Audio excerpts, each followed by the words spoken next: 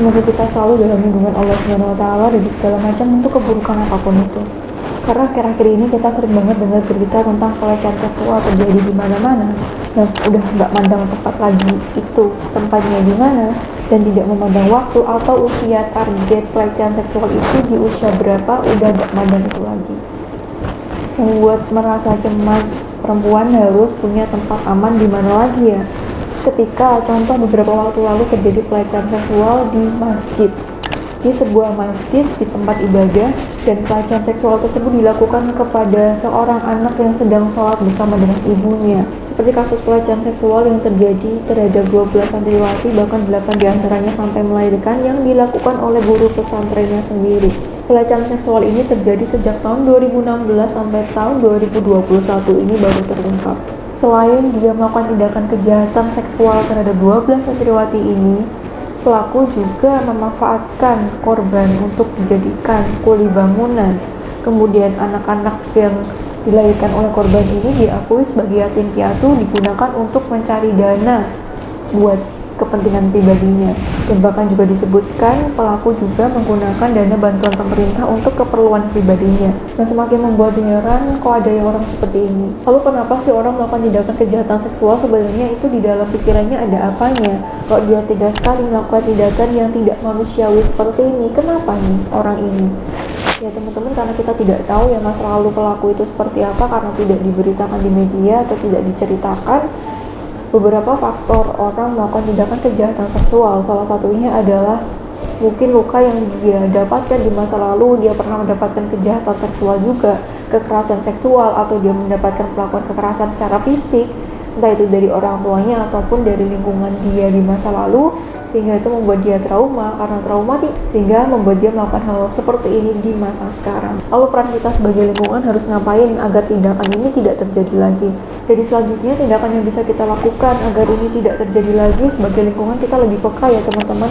Apalagi beberapa di media itu juga disebutkan bahwa warga sekitar itu juga sempat melihat beberapa hal yang aneh terhadap santriwati itu. Ada yang sering nangis, kemudian ada yang bertanya-tanya itu bayi dari mana. Nah selanjutnya mungkin warga merasa itu bukan urusan mereka atau tidak mau ikut campur terhadap urusan tersebut, sehingga mereka memilih untuk diam seperti itu. Nah barangkali kita di masa depan jangan sampai hal ini terjadi lagi. Ketika ada keganjalan di lingkungan seperti itu, mungkin kita bisa memulainya dengan bertanya, kamu kenapa?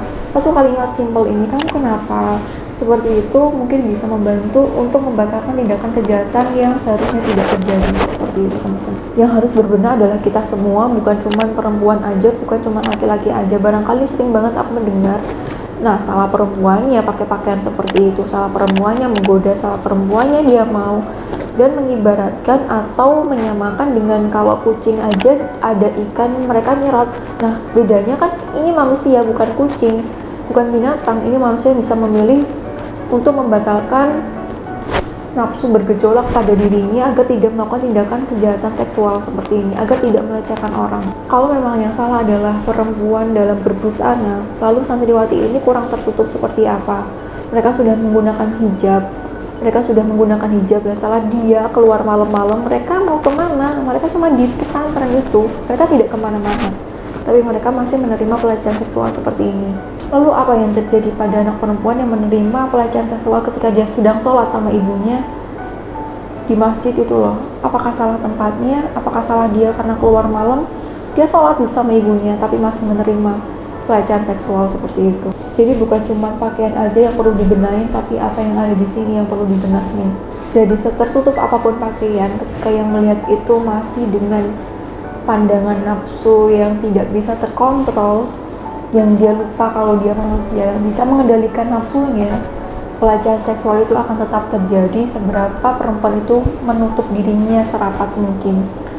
Bukan berarti di sini aku bilang bukan berarti kenakan pakaian terbuka aja sekalian, pakaian tertutup pun masih mendapatkan pelecehan seksual, bukan seperti itu. Kita menjaga diri dengan menjaga aurat kita, lalu ditambah dengan laki-laki menjaga pandangnya, menjaga pandangannya, agar kita semakin aman, agar semakin terlindungi daripada nafsu jahat tersebut. Ketertarikan terhadap lawan jenis ketika lihat orang cantik dan sebagainya itu normal. Namun setelah itu apa yang bisa dilakukan? Kita sebagai manusia bisa mengontrol apakah kita akan mengeksekusi nafsu kita dan melakukan tindakan kejahatan tersebut, atau kita bisa mengontrol diri untuk tidak melakukannya. Karena kita ingat kalau kita manusia yang punya akal, yang tahu mana yang baik dan mana yang buruk.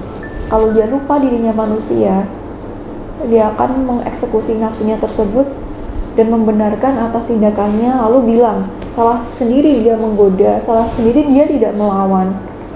What's wrong with your mind? Apa yang salah dengan cara berpikirmu kalau memang kamu bilang seperti itu? Selain kita berdoa kepada Allah untuk meminta perlindungan dari hal buruk seperti ini, kita juga perlu berusaha untuk menjaga diri. Entah itu kamu sebagai perempuan atau kamu sebagai laki-laki.